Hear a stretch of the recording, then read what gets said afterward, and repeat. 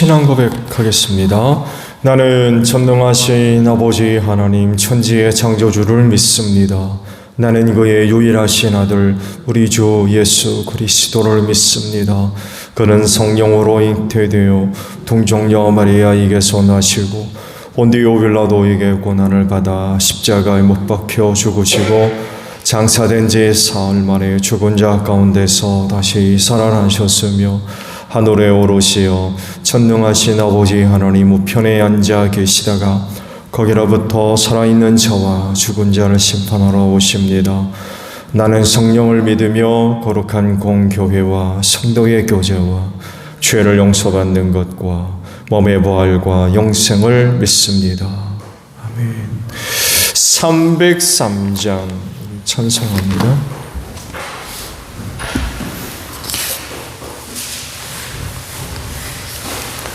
303장 부르시고 말씀을 봅니다. 날 위하여 십자가에 중한 고통 받으사 대신 죽은 주 예수의 사랑하신 은혜여 보배로운 피를 흘려 영영 죽을 죄에서 구속함을 받은 우리 어찌 찬양하랄까.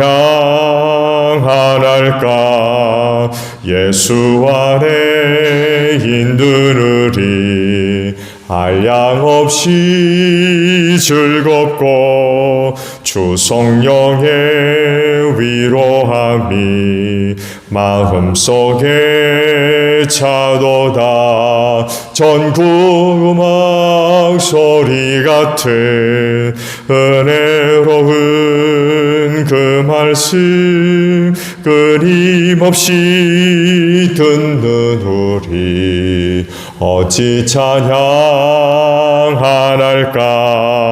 이 세상의 모진 풍파 쉬지 않고 울어도 주님 안에 보호받는 우리 마음 편하다. 늘 깨어서 기도하고 저 천국을 바라며 주님만을 기다리니 어찌 찬양하랄까. 말씀을 봅니다. 말라기서예요.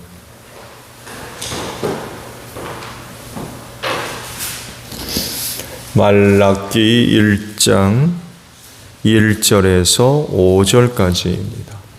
구약 성경 제일 마지막에 있어요. 말라기 1장 1절에서 5절까지 있는 말씀입니다. 자, 봅니다. 다음은 주님께서 말라기를 시켜 이스라엘 백성에게 경고하신 말씀이다. 나는 너희를 사랑한다. 나 주가 말한다. 그러나 너희는 주님께서 우리를 사랑하신다는 증거가 어디 있습니까? 하고 묻는다. 에서는 야곱의 형이 아니더냐? 나 주가 말한다. 그런데도 내가 야곱은 사랑하고 에서는 미워하였다. 에서가 사는 언덕은 벌겋송이로 만들고 그가 물려받은 땅은 들짐승에게 넘겨주었다. 에서의 자손인 에돔이 비록 우리가 쓰러졌으나 황폐한 곳을 다시 세우겠다 하고 장담하지만 나 만군의 주가 말한다. 세울 테면 세워보아라 하여라. 내가 기어이 헐어버리겠다. 악한 나라 주에게 영원히 저주받은 백성이라고 불릴 것이다. 너희가 이것을 직접 보고 주님은 이스라엘 나라 밖에서도 높임을 받으신다 하고 고백할 것이다. 아멘. 자, 오늘은요 2절의 말씀이에요. 2절 상반절에 있는 말씀입니다.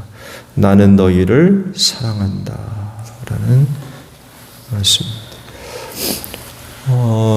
그 이봉주 집사님을 위해서 기도 부탁을 드립니다. 갑자기 쓰러지셔서 중환자실에 입원해 계시다는 연락을 받았어요. 기도 부탁을 드립니다. 먼저 그 말라기에 대한 말씀을 좀 드리면, 느헤미야 시대에 부름을 받은 선지자입니다. 에스라, 우리가 지난번에 에스라 말씀 봤죠? 에스라, 느헤미야, 그리고 말라기. 이 사람들 모두가 다 동시대의 인물들입니다. 물론 그럴 게 아니냐 추측을 하고 있죠. 정확하게 역사 연도가 기록된 것도 아니고 해서 아마 혹자는 이전이다, 이후다도 그렇다고 하는데, 알려진 바에 의하면 느헤미야 선지자와 동시대에 사역을 했던 그런 인물로 알려지고 있습니다. 그러다 보니까 말씀의 어떤 성격도 비슷합니다. 그중 제일 마지막에 기록되어 있는 말씀인 것만큼 그 당시로서는 최후 유대의 그 상황이 어땠는가에 대한 가장 정확한 그런 그 말씀을 하신 선지자라고 볼 수가 있죠. 중간 시대까지, 다는 포함은 아닙니다. 최후까지 유대의 그 상황을 기록한 그런 그 말씀입니다. 바벨론 그 포로를 마치고 귀국을 했죠. 모두 3차에 걸쳐서 귀국을 합니다. 그러면서 이제 중요한 일들을 했죠. 성전을 재건축했고, 스룹바벨이죠. 그래서 제2차 성전을 스룹바벨 성전이라고 부르죠. 그리고 이제 아시듯이 이제 3차 마지막 성전이 이제 헤롯 대왕에 의해서 지어진 헤롯 성전이라고 부르고 있고요. 그리고 온 다음에 에스라를 중심으로 한 느헤미야 시대까지도 포함이 되죠. 그 신앙 갱신 운동이 벌어지고,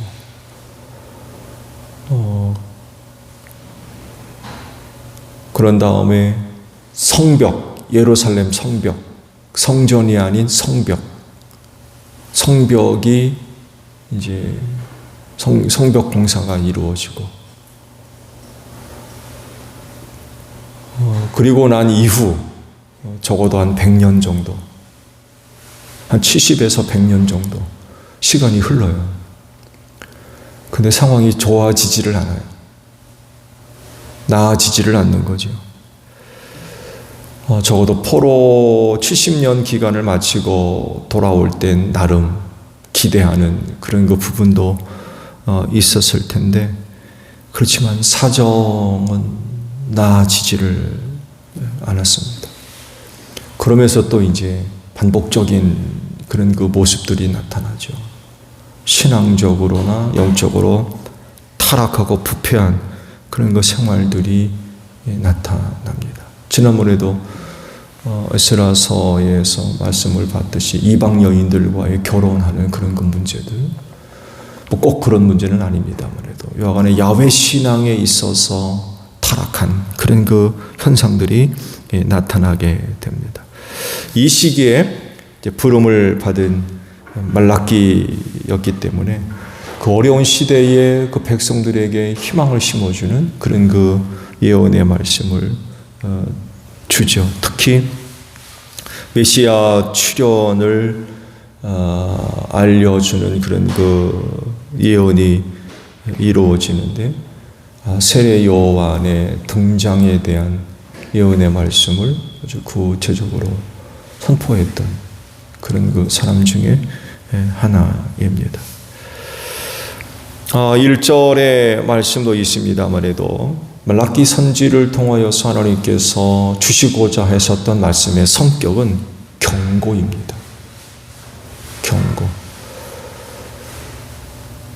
경고를 했다는 얘기는 결국 신앙적인 위기에 빠져 있었다는 거죠. 그들이 그 신앙생활을 정상적으로 잘 했다 그러면, 그러니까 70년 포로 생활을 마치고 회복했던 야훼 신앙을 잘 유지했다 그러면 경고의 말씀을 하셨겠습니까? 근데 그러지를 않으니까 이제 경고의 메시지가 전달이 됐던 거죠. 그럼에도 불구하고 이런 그들에 대한 첫 번째 선포는 하나님의 사랑이었습니다. 오늘 말씀대로 내가 너희를 사랑한다. 그렇다는 거예요. 내가 너희를 사랑한다. 그런데 문제는 그 사랑을 그 백성들이 받아들이지를 않는 거예요. 인정하지 않고. 그런 게 어디 있습니까? 그러는 거죠. 내가 너희를 사랑한다 그러는데 그런 게 어디 있어요? 그 사랑이 뭔가요? 그 사랑이 어디 있는 겁니까? 그러고 있는 거죠. 왜냐하면 제가 말씀을 드린 대로 형편이 나아지지를 않아요. 저들이 지금 살고 있는 그 상황들이 형편이 나아지지를 않습니다. 귀국했을 때 가졌던 기대감들이 시간이 지나면서 회의에 빠져버리는 이런 그 상황이었고요. 자기들이 바라는 것이 이제 이루어지지 않는 거죠. 얻고자 하는 그 어떤 부분들이 전혀 얻어지지를 않는 거예요.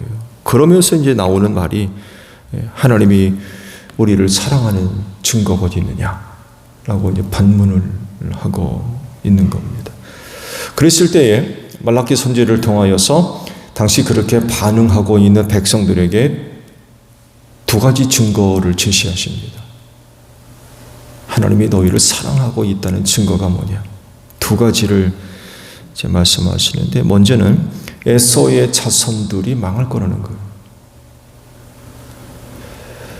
이것을 너희가 아마 목격하게 될 거다. 그런 그 말씀을 하고 계세요. 에서 하게 되면 야곱의 형아이죠.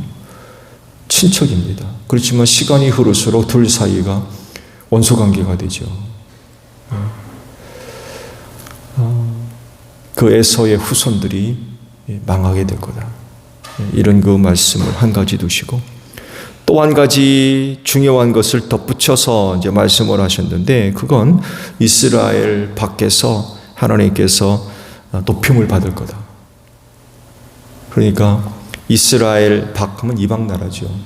이방 나라들이 하나님을 높일 것이다. 이런 그 말씀을 하십니다. 이 두 가지가 바로 하나님이 그들을 사랑하고 계신다는 증거로 제시된 그런 그 내용들입니다. 그렇다고 하면 이스라엘은 이런 증거들을 통하여서 하나님이 우리를 사랑하시는구나 의심 없이 받아들이고, 또 그로 인하여서 하나님을 더욱더 잘 섬기는 그런 그 백성들이 되어야 되지요. 그런 내용으로 증거가 제시됐다 그러면 사실이로구나. 이제 그래야 되는 거죠.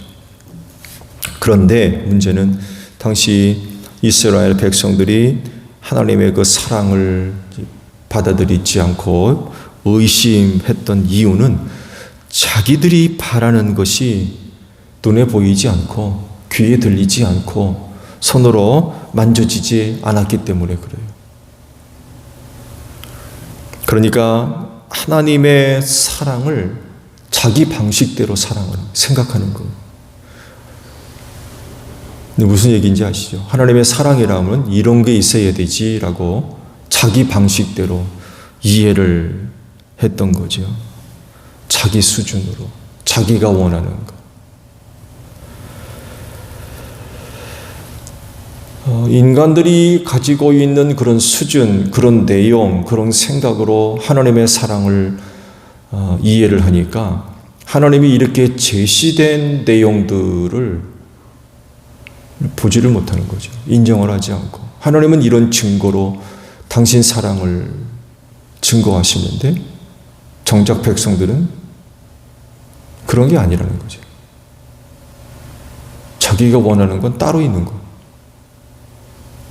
이게 맞질 않으니까 하나님이 언제 우리를 사랑하셨어요? 그러는 거예요.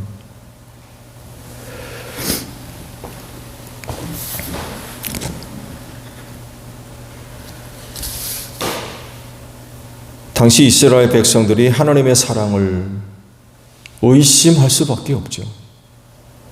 자기가 원하는 것 다르니까. 자기가 원하는 것과 다르니까 이런 그 의문들을 제시할 수밖에 없는 거죠. 근데 말라기 선지를 통해서 드러난 하나님의 사랑은 저들이 생각하는 것과 완전히 다른 거였어요. 하나님의 방법대로, 하나님의 계획대로, 하나님의 뜻대로 당신의 사랑을 보여주셨어요. 그렇다고 하면 하나님의 사랑을 알려면 어떻게 해야 되겠습니까? 당연히 인간적인 기준들을 내려놓아야 되겠죠. 그리고 하나님의 기준에다 맞춰야 돼요. 그래야 하나님의 사랑을 알고 깨닫고 경험하며 발견할 수가 있겠죠. 근데 안타깝게도 여전히 많은 사람들이 하나님 사랑을 자기 기준에다 끼워 맞추려고 그래요.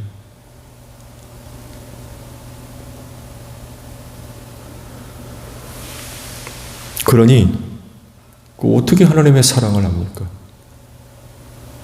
알 수가 없죠. 오늘날 이 세상을 향하신 하나님의 사랑의 내용과 방법도 똑같습니다. 여러분, 뭘로 하나님의 사랑을 이야기하십니까? 내게 필요한 것, 내가 원하는 것 얻어지고 채워지면 그게 하나님의 사랑으로 생각하세요?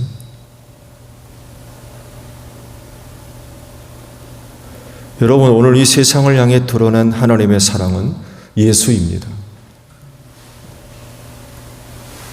죄인을 대신해서 십자가에서 별세하신 예수님. 이분이 바로 하나님의 사랑을 보여주셨어요.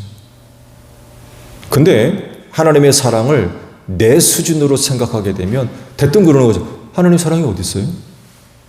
하나님이 언제 우리를 사랑하신 거예요? 당시 이스라엘 말라기 시대에 이스라엘 백성들과 똑같아지는 거죠. 내가 원하는 사랑과 하나님이 하시는 사랑이 다르기 때문에 그래요. 그때도 그렇지만 지금도 마찬가지예요. 내 수준으로 하나님의 사랑을 이야기하고 은혜를 이야기하려고 그래요. 적어도 하나님의 은혜와 사랑이라면 이런 게 있어야지.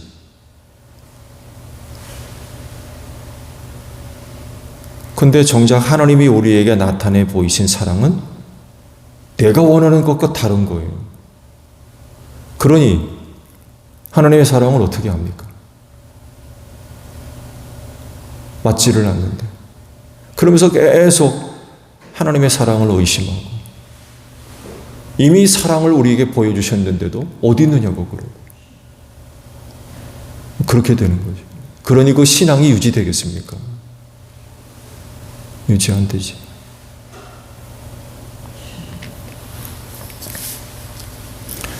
그래서 오늘날 이 시대에 하나님의 사랑을 알고 확인하려면 십자가 바라봐야 됩니다. 그런 내용으로, 그런 방법으로 우리를 사랑하셨기 때문에 그래요. 근데 딴 거 자꾸 바라보고 내 기준으로, 내 방법대로, 내가 원하는 대로 하나님의 사랑을 판단한다 그러면 아마 쉽지 않을 거예요. 하나님의 사랑이 뭔지 그거 아마 쉽지 않을 겁니다.